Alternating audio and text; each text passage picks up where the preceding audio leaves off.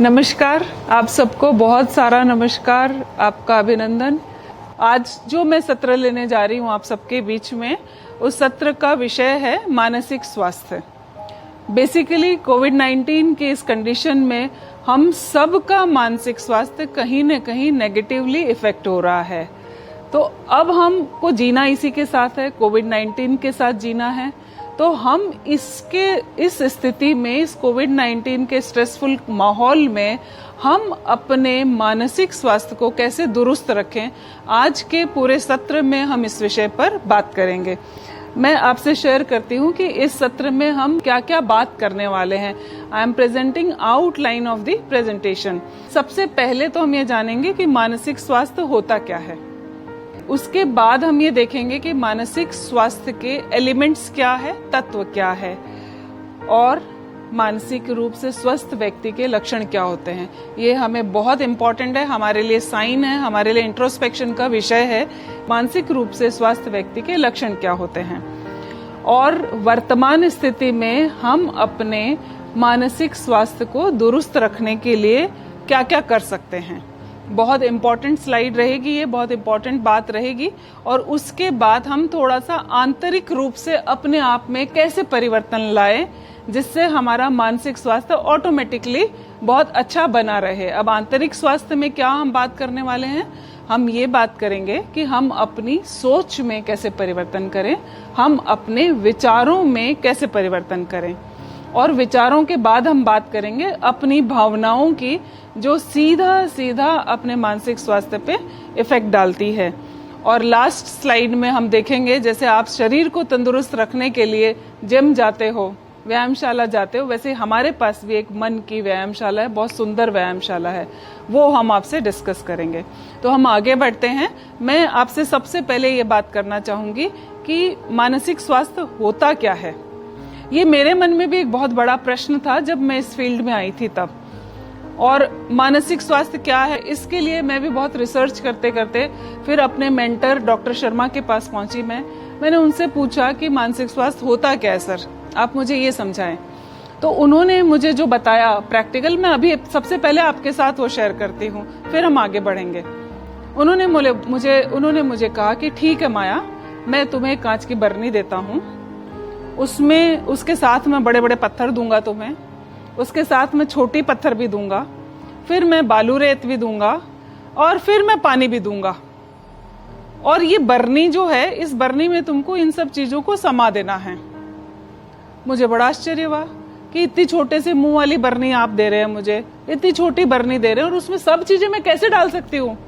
तो बोले यही बात है, यही कला है। अभी कला कैसे है, फिर जब हमने आगे बढ़े तो हमें पता चला कि वो जो बरनी है हमारा एक जीवन है, जीवन के रूप में हमारी बरनी है। अब इस बरनी में, हमारे जीवन की बरनी में हमारे पास बहुत सारे उतार चढ़ाव आते हैं, अप्रत्याशित स्थितियां आती है, बहुत सारे स्ट्रेसर रहते हैं, जैसे बड़े बड़े पत्थर। अभी कोविड-19 बहुत बड़ा पत्थर है हम सबके लिए, बहुत बड़ा स्ट्रेसर है। उसके बाद में उससे उपजने वाले और स्ट्रेसर्स, छोटे पत्थर, हमारा काम का लोड, हमारा वर्क लोड, हमारे कार्य प्रणाली में पद्धति, ये सब छोटे पत्थर है। फिर हमें परिवार भी चलाना है साथ में, बालू रेत। उसके साथ हमको सबके साथ तालमेल भी बिठाना है, तो ये पानी। और सब चीजों को एक ही बरनी में समाना है। तो बड़ा अच्छा तरीका उन्होंने बताया कि पहले आप बड़ा पत्थर डालो, यानी कि जो आपका बड़ा स्ट्रेसर है उसको सॉल्व करो। उसके बाद आप उसमें छोटे पत्थर डाल दो, फिर जो बच रही है जगह उसमें रेत भर दो, बालू रेत भर दो। सब कुछ बहुत सतह के बहुत सुंदर तरीके से अंदर समा जाएगा। और बचा खुचा जो पानी है वो उस रेत उसको पी लेगी। फिर लास्ट में उन्होंने मुझे एक बहुत अच्छी बात बताई कि एक चाय का कप दिया। बोला अब ये चाय का कप भी इसमें डालो। तो मुझे बहुत आश्चर्य हुआ कि चाय का कप क्यों डाल दें हम इसमें। तो उन्होंने मुझे बताया कि चाय हम कब पीते हैं, चाय हम पीते हैं जब मित्रों के साथ बैठते हैं, जब हम परिवार के साथ बैठते हैं, और जब हम साथ बैठते हैं तो हम एक दूसरे के साथ संवाद करते हैं, हम अपनी भावनाएं शेयर करते हैं। और जीवन की बरनी को चलाने के लिए इन सब चीजों का तालमेल बहुत जरूरी है। और यही हमारा मानसिक स्वास्थ्य है कि जीवन में आने वाले सारे उतार चढ़ाव के साथ हम बहुत भली भांति से सामंजस्य बिठा लेते हैं। यही हमारा मानसिक स्वास्थ्य है। अब मैं आती हूँ एक फॉर्मल डेफिनेशन पर कि मानसिक स्वास्थ्य क्या होता है, जो एपीए ने भी दी है। मानसिक स्वास्थ्य होता यह है कि मानसिक स्वास्थ्य सलामती की, मतलब अपने इमोशनल वेलबींग की एक कंडीशन है जिसमें हर व्यक्ति को अपनी क्षमताओं का, अपने पोटेंशियल्स का, अपने स्किल्स का एहसास होता है और उनका वो मैक्सिमम उपयोग करता है। प्लस सभी के साथ वो बहुत अच्छे सामंजस्य बिठाता है और तालमेल के साथ अच्छे संबंध बैठा पाता है। यानी कि हमारे इंटरपर्सनल रिलेशनशिप सबके साथ बहुत अच्छे होते हैं, चाहे वो बड़ा हो, चाहे वो बूढ़ा हो, चाहे वो हम उम्र हो, सभी के साथ वो बहुत भली भांति तालमेल बिठा पाता है। लाभकारी और उपयोगी ढंग से कार्यों को संपादित कर पाता है, यानी कि बिना चिड़चिड़ किए हुए, बिना किसी कुड़ थियरी के, बहुत संतुष्टि, कामनेस के साथ वो अपने कार्यों को संपादित करता है। प्लस समाज में वो अपने और अपने परिवार के लिए तो करता ही है, इसके साथ वो समाज में भी अपना योगदान देता है, उसके उत्थान के लिए योगदान देता है। और जो आने वाले उतार चढ़ाव है, हर दिन हमारा जीवन में नए नए स्ट्रेसर आते हैं, अननोइंगली आते हैं, हमें नहीं पता है, छोटे छोटे तनाव आ जाते हैं।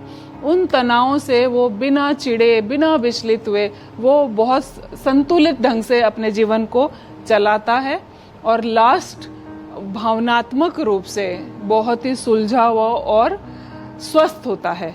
ये है बेसिकली कंपोनेंट मानसिक स्वास्थ्य के। अब हम बात करते हैं कि मानसिक स्वास्थ्य के तत्व क्या होते हैं। इन सब चीजों को अगर हम देखते हैं तो मानसिक रूप से स्वस्थ व्यक्ति वही होता है जिसमें आत्म स्वीकृति होती है।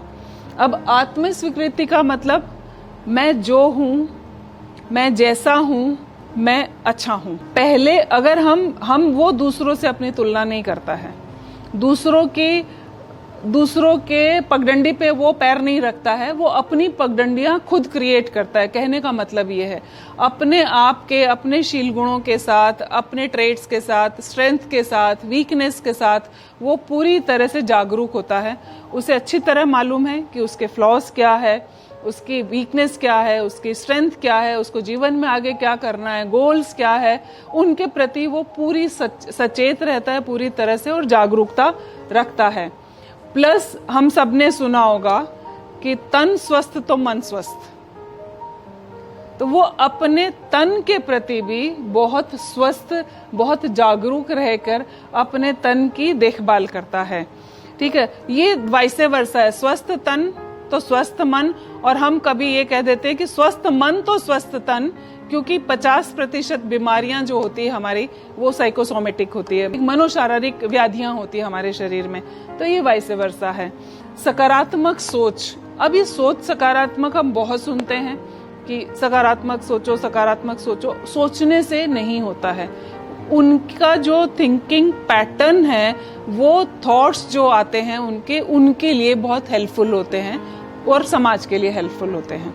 और भावनाओं पे नियंत्रण, जैसे हमने बताया था कि उनका भावनाओं पर बहुत अच्छी तरह से नियंत्रण रहता है। यानी कि मान लीजिए गुस्सा आया तो गुस्से को एक्सप्रेस कैसे करना है ये बहुत अच्छी तरह जानते हैं, कैसे करना है, कब करना है, कि कौन सी भाषा का इस्तेमाल करना है, ये सब अच्छी तरह जानते हैं वो लोग।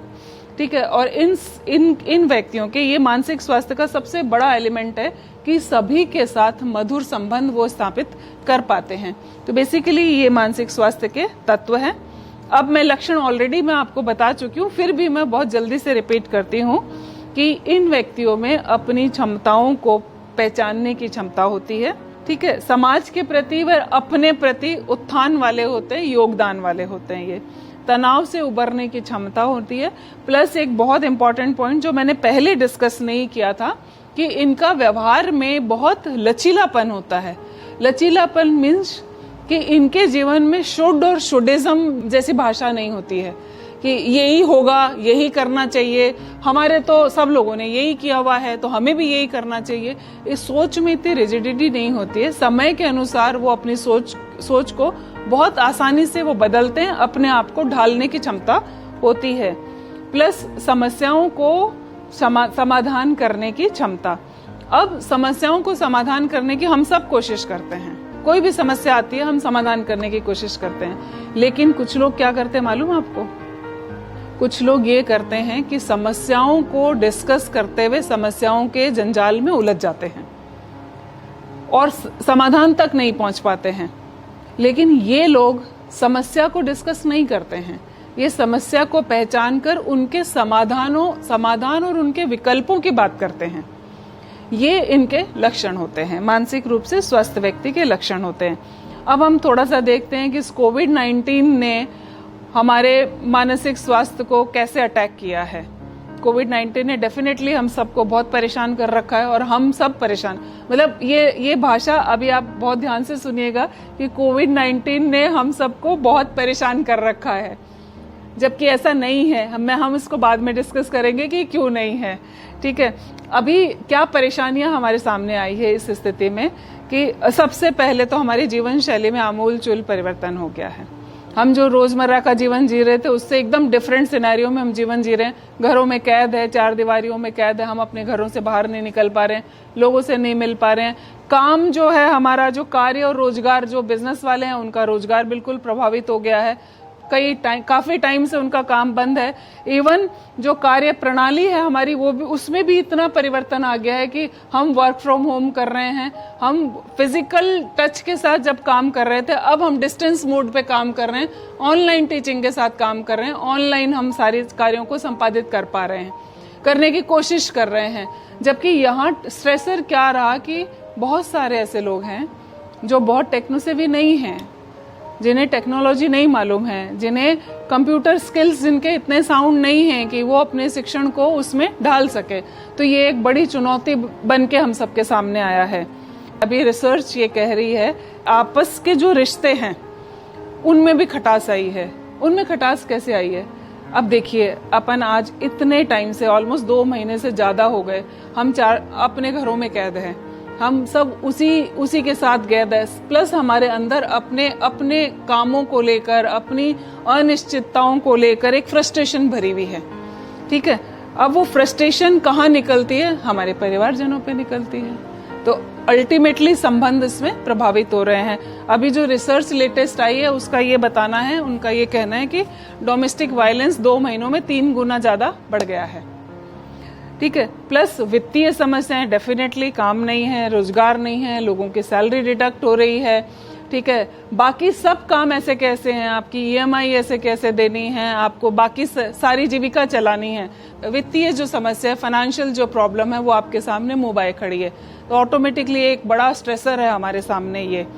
प्लस अनिश्चितता, यस, कब खुलेगा, आप जिससे बात करो ये कब खत्म होगा, हम कैसे जिएंगे इसके साथ, क्या इतना ही जीना है? असुरक्षा है, अपने आप के लिए बहुत बड़ी असुरक्षा है।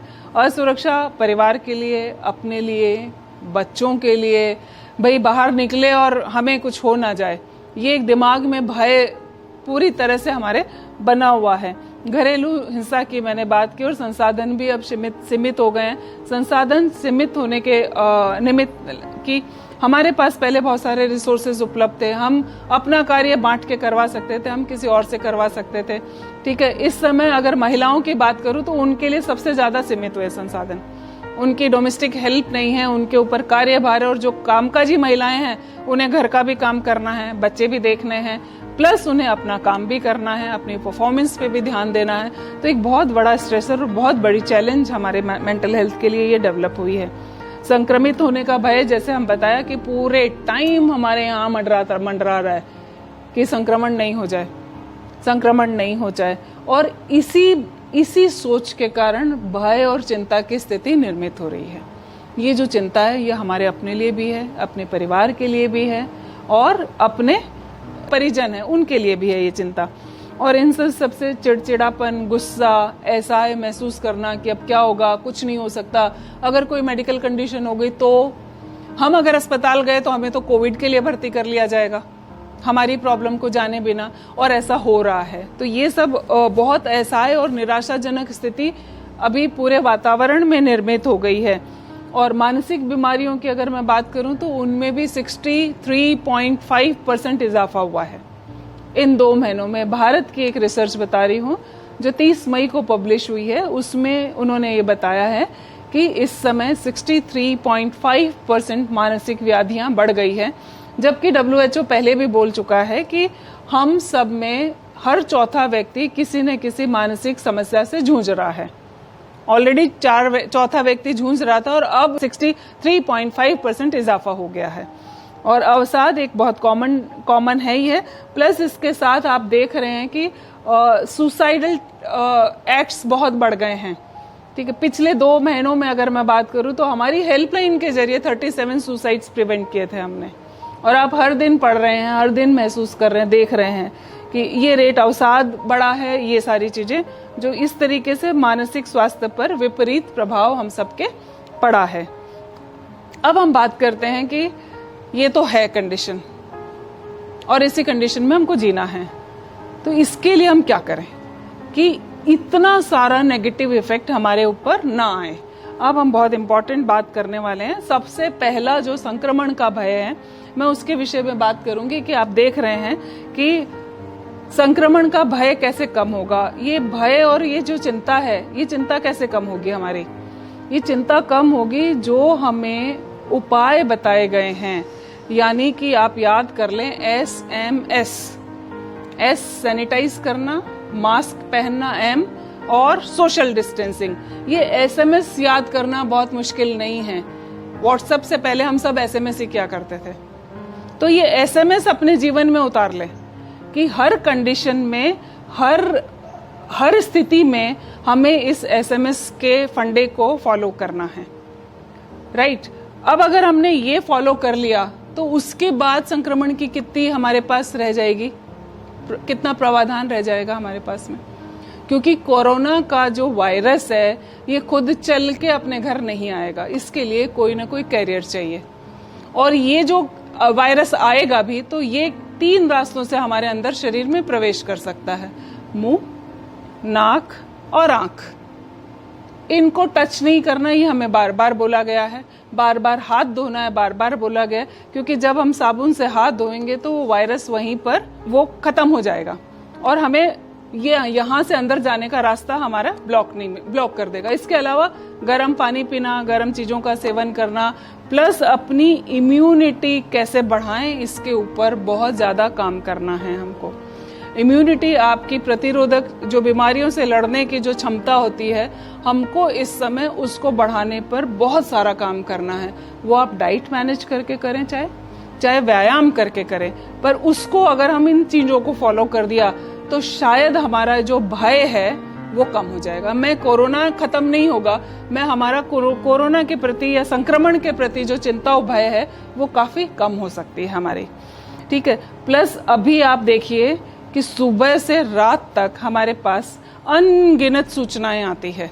आप 24 घंटे जो न्यूज चैनल देख रहे हैं वो चिल्ला के संक्रमण के बारे में हमें बता रहे हैं। और इतनी सारी सूचनाएं हम जब देख रहे हैं तो हमारा जो मस्तिष्क है ना, ये छोटा सा ओवरलोड हो गया है गैर जरूरी सूचनाओं से। तो सबसे पहले तो हमको ये सूचनाएं डिलीट करनी है अपने मस्तिष्क से, और हमें सिर्फ और सिर्फ अपना टाइम लिमिटेड कर दीजिए कि मुझे सिर्फ इस कोरोना के संक्रमण की अगर सूचना देखनी है तो मैं इतना ही न्यूज देखूंगा, क्योंकि वही न्यूज आपको 24 घंटे दिखाई जाती है और उसी को तोड़ मड़ोड़ के पेश किया जाता है आपको। उतना ही देखूंगा और कोई ऑथेंटिक साइट या ऑथेंटिक न्यूज चैनल को ही देखूंगा, इसके अलावा मैं कुछ भी नहीं देखूंगा।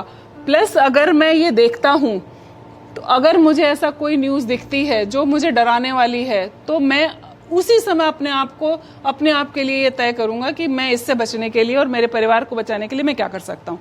बस इतनी ही सूचना आपको देखनी है, इससे ज्यादा देखने की हमको कोई जरूरत नहीं है। भीड़ भाड़ वाले क्षेत्रों में न जाएं, जैसे सोशल डिस्टेंसिंग की बात की हम सब ने, तो बेसिकली आप जितना मिनिमाइज कर सकते हैं अपना भीड़ भाड़ वाले क्षेत्रों में जाना, गैर जरूरी घूमना, उसको मिनिमाइज कर लीजिए। तो ये जो तनाव और जो टेंशन हो रहा है ना हमारे अंदर, कि कोरोना घर आ जाएगा, वो घर कभी नहीं आ पाएगा आपके। और अगर घर आएगा भी तो आपने इतनी प्रतिरोधक क्षमता अपनी डेवलप कर ली है कि वो कब आएगा कब चला जाएगा हमें पता भी नहीं चलेगा। ठीक है, अब हम देखते हैं संतुलित आहार। ये बहुत ज्यादा जरूरी है क्योंकि इसी से हमारी इम्यूनिटी डेवलप होगी। आपको अगर शरीर की प्रतिरोधक क्षमता बढ़ानी है तो अपने आहार को बहुत संतुलित और नियमित करना है। मैं यहाँ पर महिलाओं को स्पेशली कोट करना चाहूंगी क्योंकि काम के जंजाल में इतनी उलझी हुई है कि सबसे ज्यादा खान पान उनका प्रभावित रहता है। प्लस मैं परसों एक टीचर्स सेमिनार ले रही थी तो एक शिक्षिका ने बोला कि हम अगर पहले खा ले काम के तो हमें मन में बहुत गिल्ट होता है कि हमने पहले खा लिया। हमारे बच्चे और पति तो ऐसे ही हैं, तो मन में गिल्ट होता है। ये हमारी परवरिश का नतीजा है। हमें संस्कार के नाम पर ये सिखाया जाता है कि हमें पहले भोजन नहीं करना है, पर यहाँ पर हमें ये देखना है कि हमारी प्रायोरिटी क्या है। हमारी प्रायोरिटी हमारा शरीर है, हमारा मन है। आपका शरीर और आपका मन स्वस्थ है तो आप परिवार को स्वस्थ रख पाएंगे। तो इसलिए बहुत जरूरी है नियमित आहार लेना, संतुलित आहार लेना, सही समय पर सही आहार लेना, प्लस नियमित दिनचर्या। यस, ये 2-2.5 महीनों में आप देखो कि अपनी दिनचर्या में आमूल-चूल परिवर्तन आ गए। जो लोग 5 बजे उठते थे वो 8 बजे उठ रहे हैं, जो 10 बजे सोते थे वो 2 बजे तक नहीं सो रहे हैं। अच्छा, काम अपने हिसाब से हो रहे हैं क्योंकि हम घर से काम कर रहे हैं। ठीक है, और इसमें खान पान प्रभावित हो रहा, हमारी नींद प्रभावित हो रही है, जो पूरे सिस्टम को गड़बड़ कर रही है हमारे। तो दिनचर्या जो है हमारी, एक स्ट्रिक्ट पैटर्न आप फॉलो करिए और नियमित दिनचर्या रखिए, नियमित ढंग से आप काम करें। और अच्छी नींद, यस, 8 घंटे की जो मिनिमम नींद है हमको एनी हाउ लेनी ही लेनी है, क्योंकि नींद अगर अच्छी है तो हमारा मन पर बहुत अच्छा प्रभाव पड़ता है। जिस दिन नींद गड़बड़ होती है उस दिन कैसा लगता है? अगले दिन हमको थका हुआ, चिड़चिड़ापन, सर भारी, काम में मन नहीं लगना। और इस समय देखिए कि हमारी नींद कितनी प्रभावित हो रही है। तो अच्छी नींद लेने के लिए हम क्या कर सकते हैं, इस पर भी हमको बात करनी है, देखना है।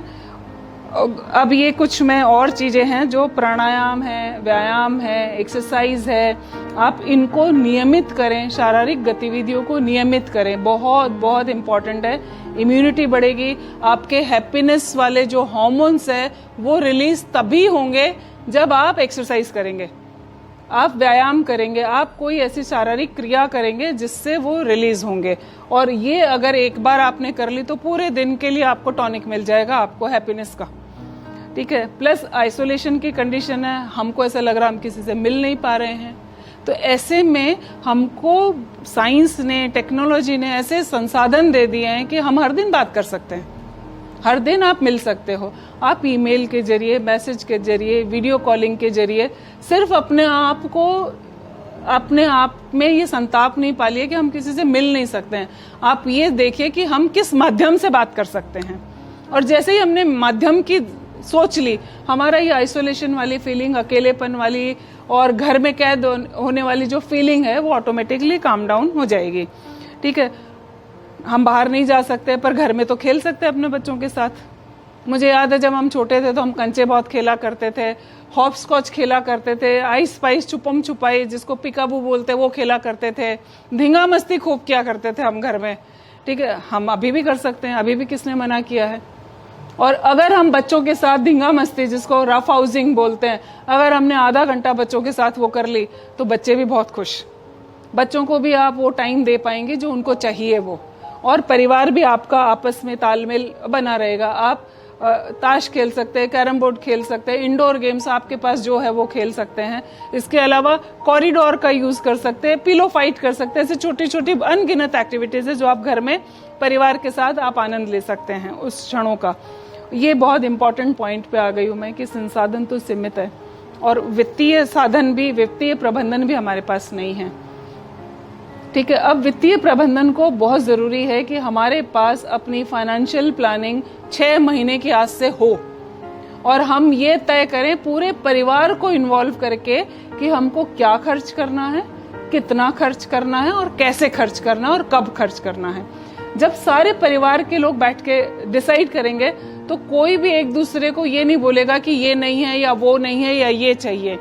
प्लस आप लोग मिलकर सब लोग एक एक्सरसाइज करें कि नीड और डिजायर, कि ये जो चीज है आपकी नीड है, जिसको आप अभी लेने जा रहे हो, यह आपकी इच्छा है। नीड को पूरा करना हमको जरूरी है, आवश्यकता को पूरा करना जरूरी है, लेकिन इच्छा को हम बाद के लिए पोस्टपोन कर सकते हैं।